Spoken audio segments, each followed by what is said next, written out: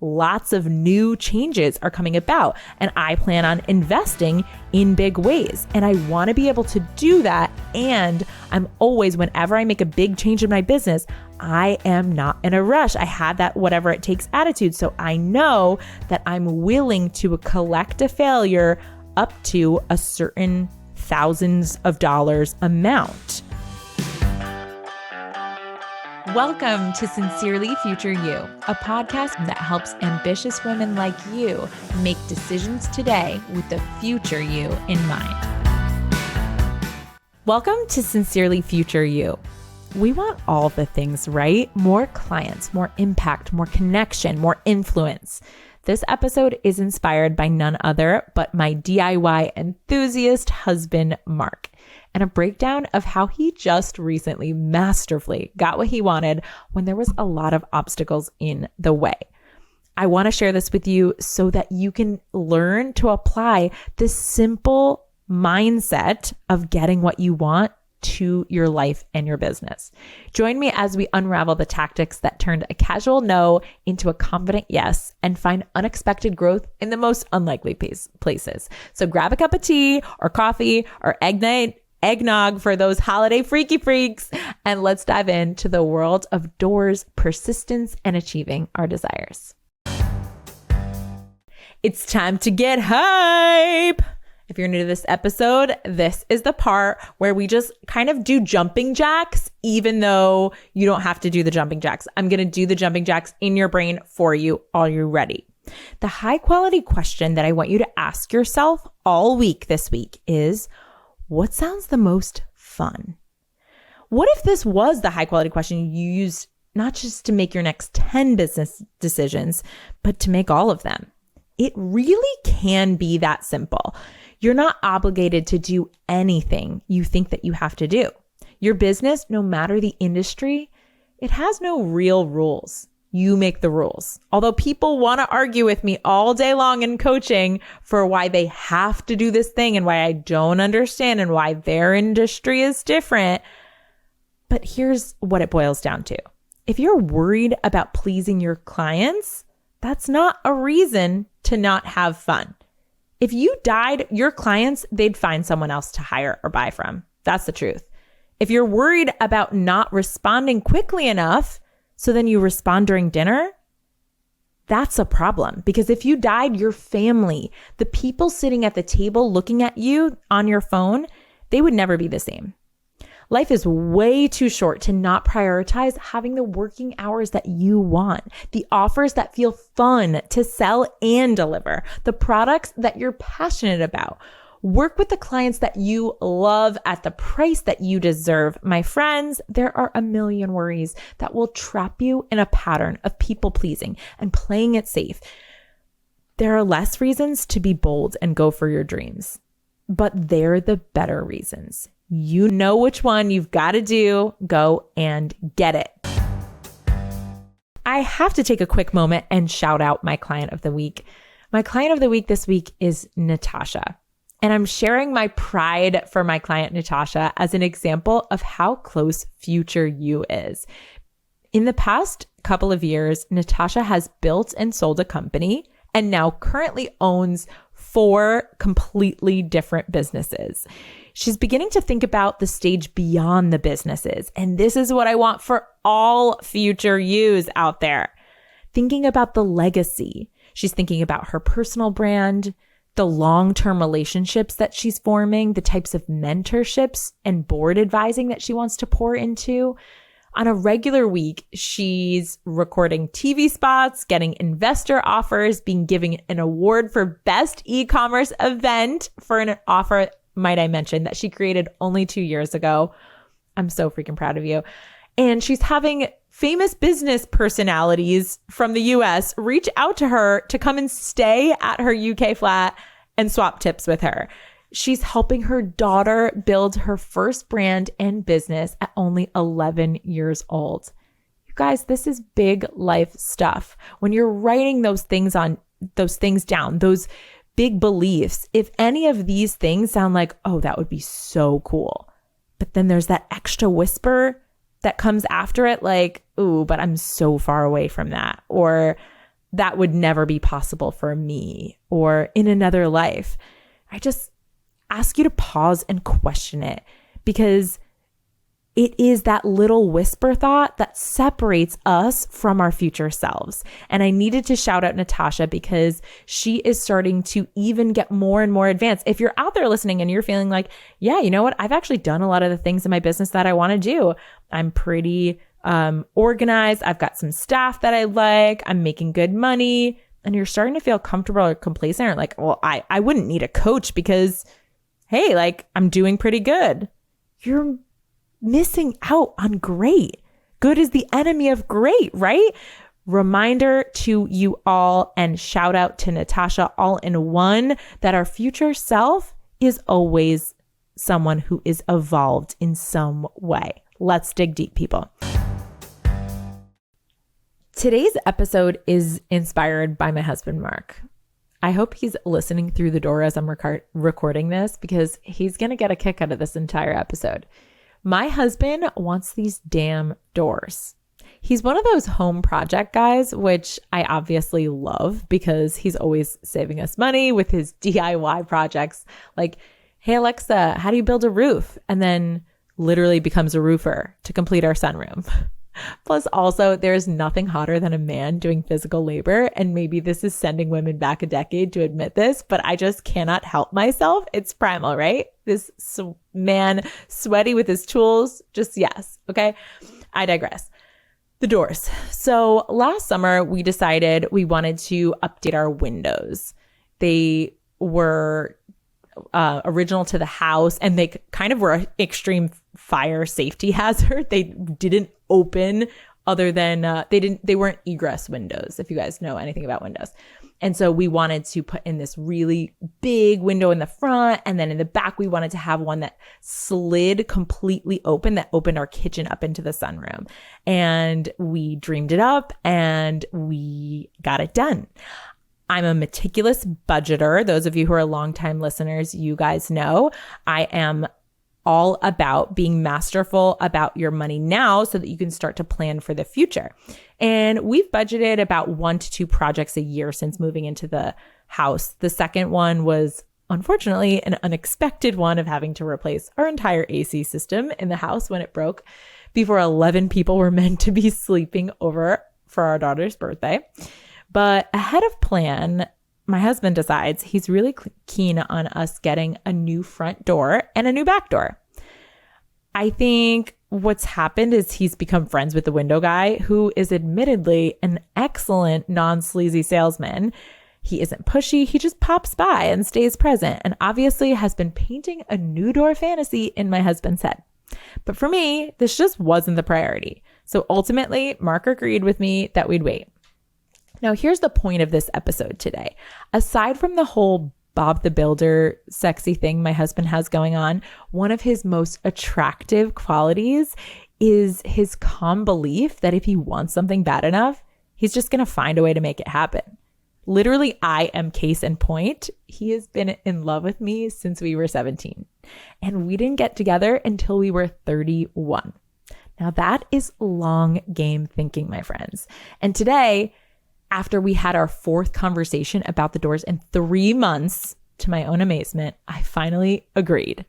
And right after I agreed to getting these doors that I really didn't want in the first place, I was marveling at his persistence. And then I coached 2 clients back to back on their feelings of defeat in their business after one heard a no that she was sure would be a yes, and the other literally just didn't hear anything back, right? She was ghosted. I wanted to be like, guys, I had 0 interest in doors and a lot of interest in spending $10K on other things. And now instead I have doors.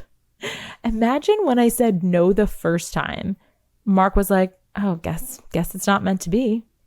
So I just wanted to take this episode today to break down the things that he did to get what he wanted so that you can take it and apply it to your business, to your goals. Here we go. Number 1, he wasn't in a rush. What do I mean by this? What I mean isn't that he had no idea or no time frame and goal that he wanted the doors. In his head, he did have a time frame. However, he gave himself room for the conversation to not go right the first time he had it. He had a general, however long it takes attitude. There's an entire module in the splash pad called however long it takes. And I do believe that as a business owner, Business 101, the difference between people who move past that beginner idea phase of a business of like, cool, it's fun, I want to be an entrepreneur, I'm good at this thing, to I actually have a full, complete business, is that zoomed out, however long it takes attitude, where you're willing to collect failure, you're willing to hit a snag, you're willing to develop a relationship with the people you are selling to. Because when we feel sleazy and gross and like someone's coming to us just pitching something, it's because that person has an agenda on their very first time that we're speaking. They're not interested in developing the relationship, in listening to us, in hearing where we're at, what we have to say, and being okay with that, right? And so this is number one. You want to make sure if you are in your business and you have goals, don't be confused and put yourself in a rush to hit the goals. Because what do we say on this show more than anything is once you achieve the goal, you're not going to feel better. This is as good as it gets. But the pursuit of a long-term goal is the part that matters. So continuing to show up and not be in a rush. Number one. Number two, he asked me questions. He wanted to understand why I really wasn't on board with the doors. So at first I was like, it's just not the priority. It's not in the budget. But as with anyone who gives you the excuse of, oh, I just don't have the time right now, or I just don't have the money, that's never really the answer. It doesn't mean anything, because when someone tells me they don't have the money, I usually doesn't mean that they don't have access to the money or they don't have the dollars. It just means that they're prioritizing spending on other things. And so you need to understand, what would it mean for them to spend this money here? What would the value have to be, right? So he was asking me questions. What it ultimately came down to was that I didn't want to put myself in a position where I couldn't take a big financial risk with my own company, because 2024, lots of new changes are coming about and I plan on investing in big ways. And I want to be able to do that. And I'm always, whenever I make a big change in my business, I am not in a rush. I had that whatever it takes attitude. So I know that I'm willing to collect a failure up to a certain thousands of dollars amount, right? And I want to make sure that we are prepared to bear the weight of that or have the cushion of that if that were to happen, and I wouldn't be compromising our family. So when he asked me questions, when he really understood, he saw, oh, okay, I understand now. And that's kind of where he left it, right? Number three, he played out the end results in terms that I cared about.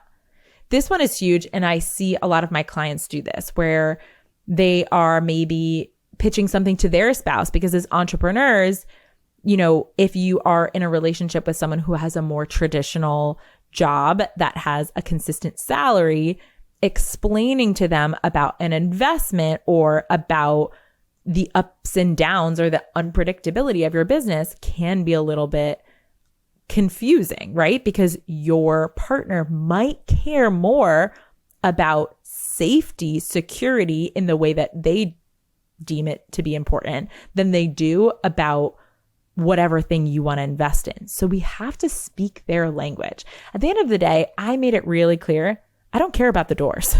So if he continued to sell the features of the doors, which at first, I'm not going to lie, was his first strategy. He was like, oh, this door, like, it's so nice. He's showing me pictures. I was like, I don't care. And he realized that very quickly. And if he kept trying to sell me the features, I would have gotten annoyed and probably stopped listening. Think about how this might play out in marketing to a client. What do your best clients care about? For me, my best clients care about having more time to play with their kids, go out to dinner, travel, do big life things, and more money to pay for said big life things, right? To prepare for a big future and be generous in a big way. They do not care about how many sessions they get with me. Literally, who cares? In the case of the door, I wanted to know that it wouldn't impact 3 other short-term plans that are important to me, and he showed me his plan to guarantee that it wouldn't. Number 4, he didn't mean my no mean anything. You guys, come on. If this isn't it for you, I don't know what else is. More often than not, what happens when we hear no is we make it mean all sorts of things. My product isn't good. Nobody cares. I'm charging too much. I should lower the price. People would rather, spend on Christmas gifts. People aren't shopping. The economy is bad. We tell all sorts of dramatic stories when we hear a no. And for Mark, that opportunity was available to him. When I said no to the doors, he could have taken it to mean, listen, she's being very budget conscious right now. She's got a lot on her plate. It's going to be a no for right now. But he just didn't make it mean anything. And that's what I really want you guys to start doing, is to start to see any response, any, answer from a client as neutral. It's simply a not right now. That's what it is. And you can even ask more questions to understand what the no means. If you feel like you have a hunch that the no means they're never interested in your service or your product, or more often than not, what I'm coaching people on is someone that came to them interested and then ultimately ended up a no. So then you want to understand, did the no mean that they just still have thoughts about themselves, lack of belief in themselves? Did they end up, overspending in their budget and it's just not a priority for them right now? Would they like you to follow up a month later? You will not know unless you ask a question. And you will not ask a question or ask again and follow up again in a really genuine, meaningful way unless you feel neutral about their first no in the first place. Mark felt very neutral about it. He was like, okay, try again next week. That's literally must have been, I didn't ask him what his exact thought was, but I could tell he was very unfazed by my hard and flat no the first time and the second time and the third time. This is the 4th conversation. So, which brings me to number 5. In the very near future, he was 100% certain the doors were already a done deal. I knew this because he wasn't in convincing energy. You guys know what I'm talking about, right? He was calm and curious and steadfast. He wasn't making it my responsibility to get on board with the doors plan. He wasn't being defensive, giving off vibes like, this is so amazing, these doors. I don't get why you don't get it. Instead, he simply made it his job, his responsibility. He was like, oh, I clearly haven't explained this to you properly yet. I'll go back to the drawing board and find a different approach to highlighting the benefits for us and for our family, right? This is the quality I look for who I would bet on exceeding their goals in my coaching containers. Do you believe in yourself and your goals so deeply that you're actually leaned back instead of leaning forward when you're taking action? If not, this is where your work is. Not on getting better at selling in general and finding the right things to say, or even putting more money into marketing or ads or a social media person. It is on deeply believing in the inevitability of your goals, of your offer rising to the top, of you being an industry leader. When you believe all of those things to your core, 1 no means nothing. 5 no's mean just some data, right? And then we get to decide what we want to do from there. When we take what is given to us, a circumstance, an undesired result, and we make it mean everything about our future, we are crippling our future selves. We are not giving her the potential to be different than who we are today. When we drag all of our past beliefs about everything that's happened up until now, and we try and take action from that place, we're going to create more of the same. Okay? So wipe that slate clean. If you want to get more of what you want, take a note from Mark, do these 5 things, and your future self will thank you. I hope you're enjoying this episode, but I am bursting at the seams, pee my pants excited about the plans that I have for my clients in 2024.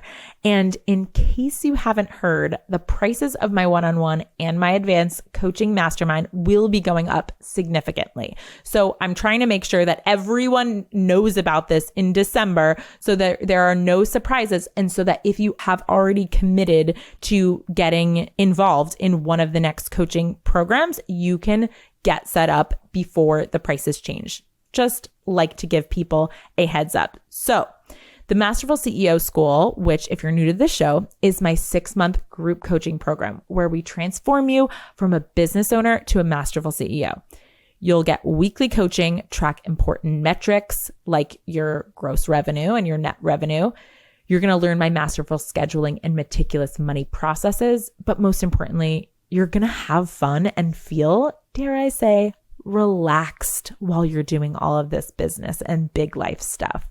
We meet live in person for 2 days, halfway through the round, and the rest we meet virtually. This program has been grossly underpriced intentionally as I experimented with how I wanted to deliver it. But after 4 rounds, it is a well-oiled machine and it's producing incredible testimonials. This offer is going to be going up from $6K to $18K in 2024. But as always, I have a spicy, exciting holiday gift for you, darlings. And that is that I'm going to leave everything I planned for my 18K future room exactly as, except I'm going to leave the price at $6K for one more pre-enrollment.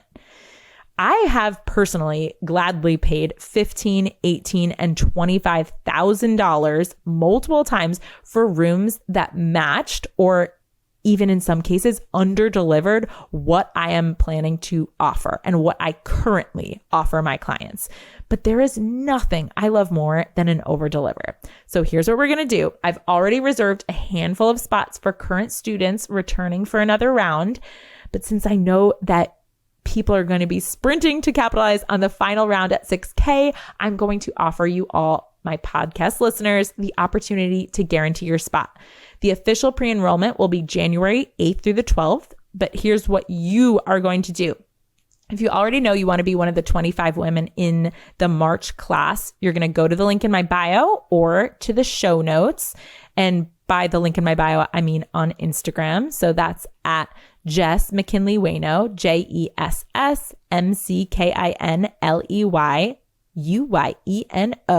If you're not following me on Instagram, please connect with me, DM me, let me know you're coming over from the podcast. I love knowing who's listening and getting to know you guys a bit too and your businesses. But you're going to go to those links and you can put down a $1K deposit today to reserve your place in the room. And that will guarantee you a spot. Each round we find fun new ways to push the envelope with what's possible. People get results faster, and I cannot wait to meet, no exception to the rule, the most incredible March 2024 class. So go secure your spot and with it, your future.